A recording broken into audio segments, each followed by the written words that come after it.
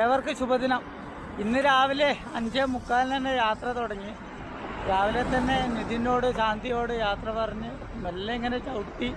ഇപ്പോൾ ഞാനുള്ളത് നമ്മുടെ കാവേരി നദിയുടെ ബ്രിഡ്ജിലാണുള്ളത്. ചെന്നൈ റൂട്ടിലുള്ള ബൈപ്പാസിലാണ് ഉള്ളത്. അവിടെ അങ്ങ് ദൂരെ കാണുന്നുണ്ടോ, അതാണ് റോക്ക് ഫോർട്ട്. നമ്മൾ ഇന്നലെ പോയല്ലോ ആ സ്ഥലം. പിന്നെ ശ്രീരംഗം അങ്ങേ ഡയറക്ഷനിൽ ശ്രീരംഗം നമുക്ക് കാണുന്നുണ്ട്. ചൂട് വളരെ കൂടുതലാണ്. അതുകൊണ്ട് ഇനിയിപ്പോൾ എത്രയും പെട്ടെന്ന് ഇനി പോണ്ടിച്ചേരി ഡയറക്ഷനിലേക്ക് പോകാനാണ് ഇപ്പോൾ പ്ലാൻ ഉള്ളത്.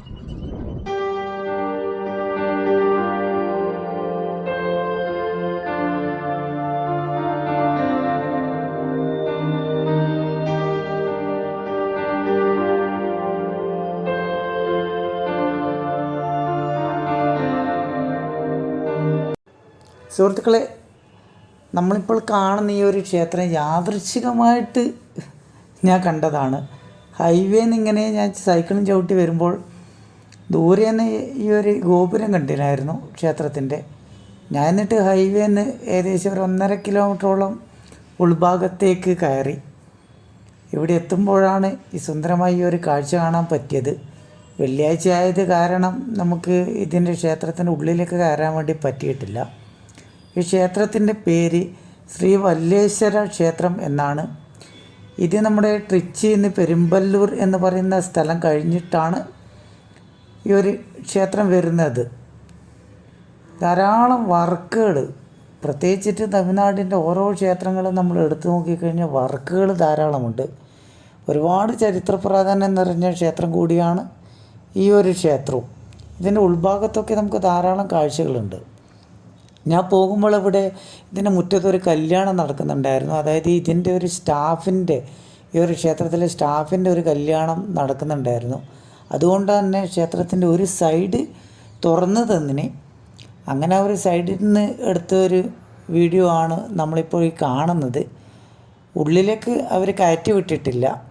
കാരണം ക്ഷേത്രത്തിൽ അവിടെ കല്യാണത്തിന് വന്നവർക്ക് മാത്രമേ ക്ഷേത്രത്തിൽ അനുമതി അവർ കൊടുത്തിരുന്നുള്ളൂ. മനോഹരമായ ഒരു കൽമണ്ഡപമാണ് നമ്മളിപ്പോൾ കാണുന്നത്. ഇനി നമുക്കെന്തായാലും തിരിച്ചു പോവാം. ഇനി അടുത്ത ലക്ഷ്യം പോണ്ടിച്ചേരിയാണ്. നമ്മൾ പോകുന്ന വഴിക്കന്നെ വേറെ ഒരു കോട്ട ഗൂഗിൾ മാപ്പ് കണ്ടിരുന്നു. നമുക്ക് ആ ഒരു കോട്ടയും കൂടി ഒന്ന് കവർ ചെയ്തിട്ട് നമുക്കിനി പോണ്ടിച്ചേരി ലൈനിലേക്ക് പോവാം. ഇന്നത്തെ ഒരു താമസം എവിടെയാണെന്നൊന്നും പ്ലാനില്ല. ഓൺ ദ വേയിൽ എവിടെയെങ്കിലും പെട്രോൾ പമ്പിലോ അല്ലെങ്കിൽ വേറെ എവിടെയെങ്കിലും ടെൻ്റടിച്ച് കിടക്കാമെന്നാണ് ഇപ്പോൾ വിചാരിക്കുന്നത്. സുഹൃത്തുക്കളെ, ഇതാണ് ഞാൻ പറഞ്ഞ കോട്ട. രഞ്ജൻ കോട്ട എന്നാണ് അറിയപ്പെടുന്നത്. 1750 കാലഘട്ടത്തിലാണ് ഈ കോട്ട നിർമ്മിച്ചിരിക്കുന്നത്.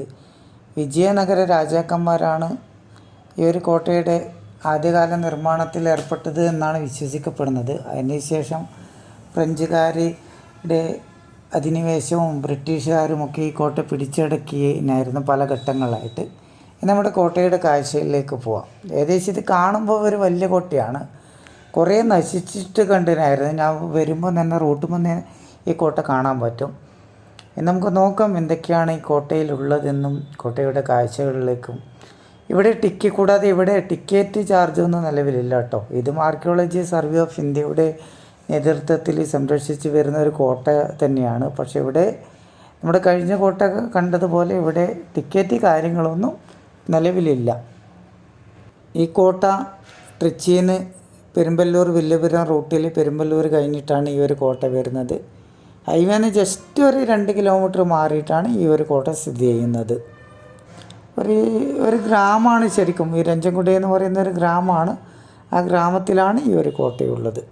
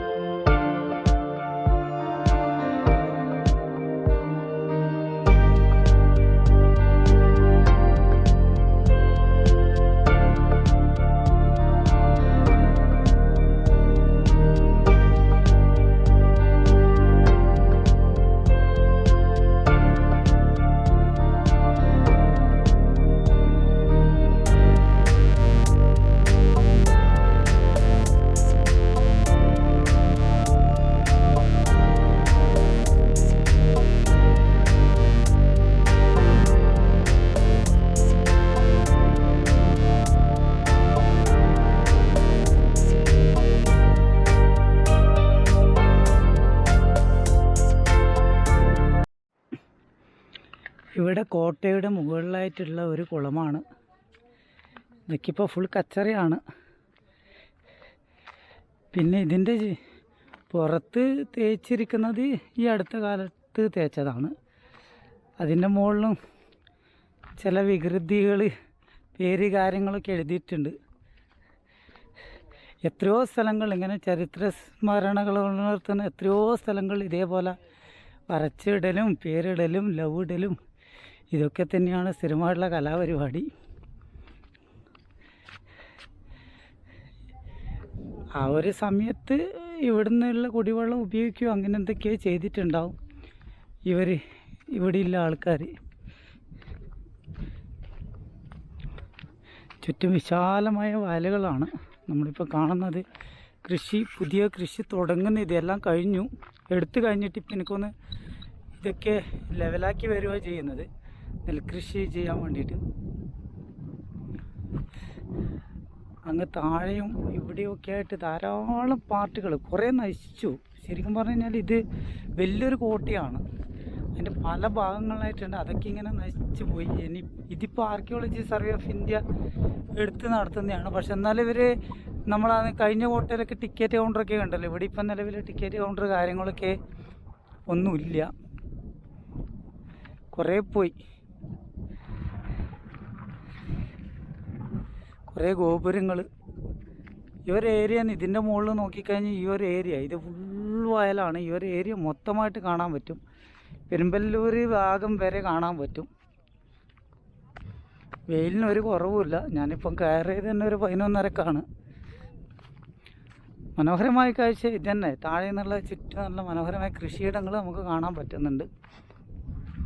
നമുക്കിതിൻ്റെ മുകളിലേക്ക് നല്ല കയറാം. അതിൻ്റെ ഇടയിൽ ഇതിൻ്റെ താഴേക്ക് എവിടെയോ അത് നമുക്ക് താഴേക്കൊരു വഴി കാണുന്നുണ്ട് കേട്ടോ. അത് നമുക്ക് തിരിച്ചു പോകുമ്പം പോവാം താഴ്ഭാഗത്തേക്ക്. ഇപ്പം നമ്മൾ ഇതിൻ്റെ മുകളിലെത്തി. ഇവിടെ 2 ചങ്ങാതിമാരുണ്ട്.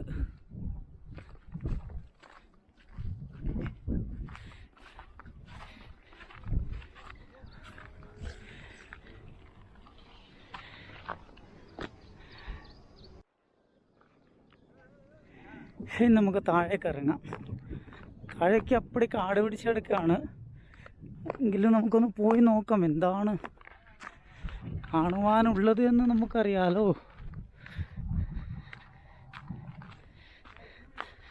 അതിൻ്റെ ഇടയിൽ ഇവിടെ ഒരു പാർട്ടും കാണുന്നുണ്ട്. അതും ഒന്ന് നോക്കാം. അപ്പോൾ ഇതൊന്നുമില്ല. ഇതെനിക്ക് തോന്നുന്നു ആ ഒരു സമയത്തുള്ള ഇവരെ ഇപ്പോൾ ഈ സാധനങ്ങൾ സൂക്ഷിക്കുന്ന സ്ഥലമായിരിക്കാം ഇത്. കാരണം ആ ഒരു ഇത് കണ്ടിട്ട് പടക്കോപ്പുകളും മറ്റേ സൂക്ഷിക്കുന്ന സ്ഥലമാണ്. നമുക്ക് താഴേക്ക് ഇറങ്ങാം. ഇല്ല കേട്ടോ, താഴേക്ക് ലോക്കാണ് കേട്ടോ. താഴേക്ക് ഇതെനിക്ക് തോന്നുന്നു ഒരു അറയായിട്ടുണ്ട് കേട്ടോ. ഇത് പണ്ടത്തെ ജയിലോ കാര്യങ്ങളോ ആയിരിക്കും. അറയാണ്. അതുകൊണ്ട് നമുക്കിപ്പോൾ അങ്ങോട്ടേക്ക് ഇപ്പം പോകാൻ വേണ്ടി പറ്റത്തില്ല. അവർ ലോക്കിട്ട് പൂട്ടിയിട്ടുണ്ട്. നമുക്ക് അങ്ങ് ആ ഒരു ടോപ്പിലേക്ക് ഓടിപ്പോവാം. എന്നിട്ട് നമുക്ക് മെല്ലെ തിരിക്കാം. വലിയൊരു കോട്ടയാണെന്ന് ഞാൻ നേരത്തെ പറയാൻ കാരണം ഇത് കണ്ടോ, അങ്ങ് അത്ര വരെ ആ ഒരു ഡിസ്റ്റൻസ് വരെ ഇതിൻ്റെ അവശിഷ്ടങ്ങളുണ്ട്. ഇതാണ് ബൗണ്ടറി ആയിട്ട്. ഇതിൻ്റെ താഴെയുണ്ട്.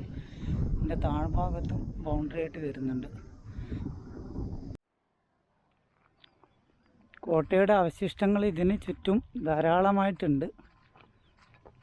ഞാനിപ്പോൾ വെറുതെ ഒന്നിങ്ങനെ ഒരു സൈഡിൽ കൂടി പുറത്തിറങ്ങി നടക്കുകയാണ് ആ കാഴ്ചകളൊക്കെ കാണിക്കാൻ. കൂടാതെ അങ്ങ് ദൂരെ ഒരു പഴയ പള്ളിയുണ്ട്. ഇവിടെ ആൾക്കാർ വഴിയൊക്കെ വൃത്തിയാക്കി വെക്കുന്നുണ്ട് കേട്ടോ. നോർമലി എനിക്കൊന്ന് കുറേ കാലം നശിച്ചു പോയ ഈ ഒരു കോട്ട ആർക്കിയോളജി സർവേ ഓഫ് ഇന്ത്യ എടുത്തിട്ടാണ് ഇപ്പം പുതുക്കി ഇത് മെയിൻറ്റെയിൻ ചെയ്ത് കൊണ്ടുപോകുന്നത്. നിലവിലിപ്പോൾ ഇവിടെ ടിക്കറ്റ് കൗണ്ടർ ഇല്ല. ഇനിയിപ്പം പിന്നീട് ഇവിടെ ടിക്കറ്റ് കൗണ്ടറൊക്കെ വരാൻ ചാൻസ് ഉണ്ട്. ഇതൊരു പഴയകാല പള്ളിയാണ്. ആ പള്ളിയുടെ പുറത്ത് തന്നെ കുളവുമുണ്ട്. അതൊക്കെ ഇപ്പം നാമാവിശേഷമായി. ഈ കോട്ടയായിട്ട് ബന്ധപ്പെട്ടിട്ട് നേരമുള്ള പള്ളി ആയിരിക്കാം. ഇവിടെ വേറെ ഒന്നും കാണുന്നൊന്നുമില്ല. വർഷങ്ങൾ ഒന്നുമില്ല. പണ്ടത്തെ ഒരു കാലഘട്ടത്തിൽ നിർമ്മിച്ച പള്ളി.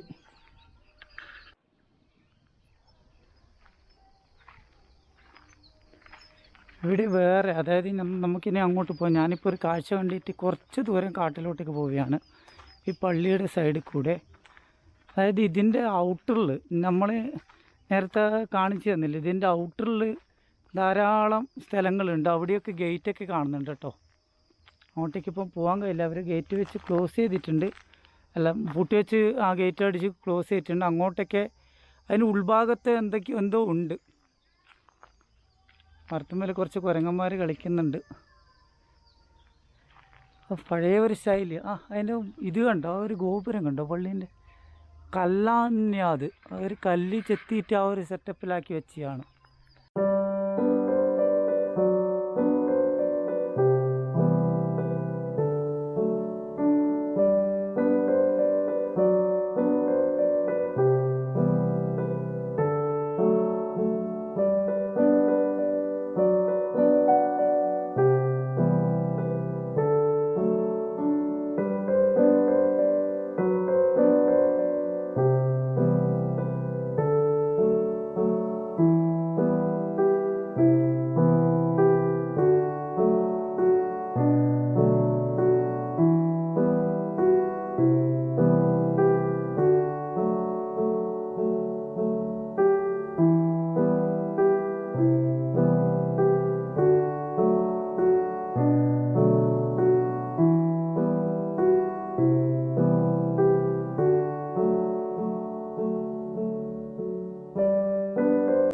സുഹൃത്തുക്കൾ, ഇന്ന് രാവിലെ 5:45 നമ്മുടെ ഫ്ലോറേൻ്റെ ഫ്ലാറ്റിൽ നിന്ന് വിട്ടിട്ട് ഇപ്പം ഒരു 6:15 പോണ്ടിച്ചേരിക്ക് ഒരു 70 കിലോമീറ്റർ ബാക്കിലുള്ള ഒരു പെട്രോൾ പമ്പിലാണ് ഇന്ന് താമസം. ഇന്ന് കാഴ്ചകൾ പൊതുവെ കുറവായിരുന്നു. ചൂടിന് ലേശ ശമനമുണ്ട്. ഏകദേശം ഒരു 12.5 മണിക്കൂർ കൊണ്ട് ഇന്ന് 140 കിലോമീറ്റർ ഇന്ന് യാത്ര ചെയ്തു. നാളെ ഇനി ഇവിടുന്ന് പോണ്ടിച്ചേരിയിലേക്കാണ് യാത്ര. അപ്പോൾ ഓക്കെ, അപ്പോൾ ഇനി നമുക്ക് നാളെ പോണ്ടിച്ചേരി വിശേഷങ്ങളുമായി വരാം. Okay, good night.